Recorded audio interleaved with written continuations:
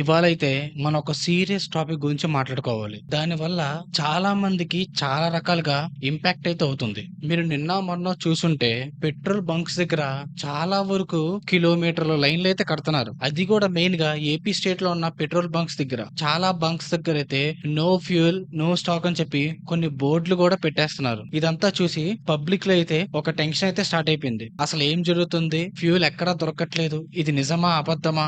లేదంటే ఒక ఫేక్ రూమరా? అలాగే మన చీఫ్ మినిస్టర్ అయిన నారా చంద్రబాబు నాయుడు గారైతే దీని మీద ఒక సీరియస్ యాక్షన్ అయితే తీసుకున్నారు. ఇవన్నీ మీకు తెలియాలంటే ఈ వీడియోని ఎక్కడా స్కిప్ చేయకుండా మొత్తం చూడండి. ప్రతిదీ నేను పిన్ టు పిన్ డీటెయిల్ గా మీకు ఎక్స్‌ప్లెయిన్ చేస్తాను. టోటల్ గా ఆంధ్రప్రదేశ్ లో అయితే 4510 పైగా పెట్రోల్ బంక్స్ అయితే ఉన్నాయి. అందులో అరౌండ్ గా 421 బంక్స్ అయితే క్లోజ్ అయిపోయాయి. మెయిన్ గా చూసుకుంటే గోదావరి డిస్ట్రిక్ట్ లో అలాగే నార్త్ కోస్టల్ ఏపీలో ఈ ఇంపాక్ట్ అనేది చాలా ఎక్కువ ఉంది. కామన్ మ్యాన్ పర్స్పెక్టివ్ నుంచి మనం చూస్తే మార్నింగ్ ఆఫీస్‌కి వెళ్ళే వాళ్ళు, అలాగే డెలివరీ బాయ్స్ అండ్ ఇంకా ఫార్మర్స్ కి అండ్ మెయిన్ గా రైతులైతే చాలా ఇబ్బంది పడుతున్నారు. ఇమాజిన్ చేయండి, 34% నుంచి 50% ఎక్స్ట్రా డిమాండ్ అయితే చేయాల్సి వచ్చింది. నార్మల్ గా 6000 కిలోమీటర్ సేల్ అయ్యే పెట్రోల్ సడన్ గా 10,000 క్రాస్ అయింది. ఇది చాలా హ్యూజ్ యూసేజ్ అని మనం చెప్పుకోవచ్చు. అంత స్టాక్ సడన్ గా ఎక్కడి నుంచి వస్తుంది? దీనికి మెయిన్ గా చూసుకుంటే 3 రీజన్స్ ఉన్నాయి. లాజిక్ గా మనం వాటిని అర్థం చేసుకుంటే ఫస్ట్ పానిక్ బయింగ్. సింపుల్ గా చెప్పాలంటే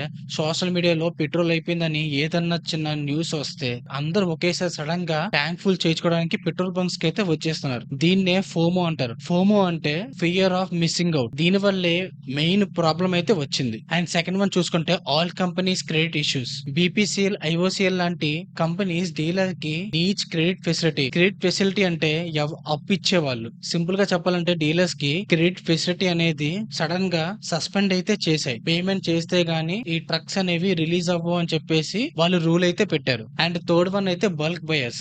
aqua culture and agriculture sectors లో ఇది హార్వెస్ట్ సీజన్ కాబట్టి వాళ్ళు బ్యారియర్లు డీజిల్ అయితే స్టోర్ చేసుకుంటారు. Plus private players like Reliance Nayara supply తగ్గించడం వల్ల అంత ప్రెషర్ గవర్నమెంట్ బంక్స్ మీద అయితే పడింది. సిచ్యువేషన్ అయితే చేజారిపోతుందని తెలిసి వెంటనే మన చీఫ్ మినిస్టర్ అయిన సీఎం చంద్రబాబు నాయుడు గారు డైరెక్ట్ గా ఈ విషయంపై రియాక్ట్ అయ్యారు. వెంటనే హై లెవెల్ ఆఫ్ మీటింగ్ అయితే చంద్రబాబు నాయుడు గారు అయితే కండక్ట్ చేశారు. ఆ మీటింగ్ లో ఆయన ఏం చెప్పారంటే, పలు చోట్ల పెట్రోల్ బంకుల మూసివేతపై సీఎం చంద్రబాబు సమీక్ష నిర్వహించారు. పలు జిల్లాల్లో పరిస్థితులు, వాహనదారుల ఇబ్బందులపై ఆరా తీశారు.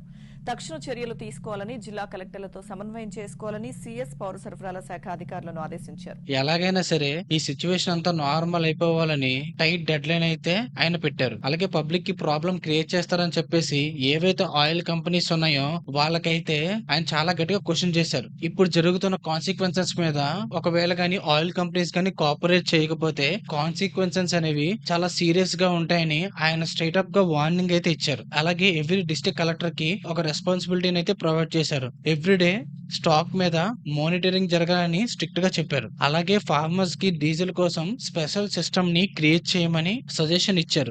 ఎందుకంటే మెయిన్ గా ఫుడ్ ప్రొడక్షన్ అనేది స్టాప్ అవ్వకుండా ఉండడం కోసం. సో ఫైనల్ గా నేను చెప్పేది ఏంటంటే మీరైతే పానిక్ అవ్వద్దు. స్టాక్ షార్టేజ్ అనేది టెంపరరీ లాజిస్టిక్ ఇష్యూస్ మాత్రమే. గవర్నమెంట్ ఆల్రెడీ దీని మీద ఒక యాక్షన్ అయితే తీసుకుంది. మీరు అవసరం లేని ఎక్స్ట్రా ఫ్యూయల్ ని స్టోర్ అయితే చేయకండి. మన అవసరం లేకుండా ఫ్యూల్ గాని ఎక్కువగా మనం స్టోర్ చేసుకుంటే ఎవరికైతే నీడ్ ఉందో వాళ్ళకైతే ఫ్యూల్ లేకుండా పోతుంది. బంక్స్ లో మళ్ళీ ఫ్యూల్ స్టాక్ అయితే రీఫిల్ అవుతుంది. డిస్ట్రిక్ట్ కంట్రోల్ రూమ్స్ కూడా ఓపెన్ చేశారు. ఒకవేళ మీరు ఎక్కడైనా సరే హోర్డింగ్ కానీ లేదా బ్లాక్ మార్కెటింగ్ చూస్తే హై అథారిటీస్ కి మీరు కంప్లైంట్ అయితే చేయండి. ఎందుకంటే అది మెయిన్ మన రెస్పాన్సిబిలిటీ. సో ఇక్కడ దాకా చూసారంటే ఈ వీడియో మీ అందరికి ఖచ్చితంగా నచ్చి ఉంటుంది. ఒకవేళ గానీ ఈ వీడియో గనక మీకు నచ్చినట్టయితే లైక్ చేయండి, షేర్ చేయండి. మన ఏడియం టాక్స్ ఛానల్ ని సబ్స్క్రైబ్ చేసుకోవడం మాత్రం మర్చిపోకండి. మరో ఇంట్రెస్టింగ్ వీడియోతో అయితే మీ ముందుంటాను. Until then, stay tune to ఏడియం టాక్స్.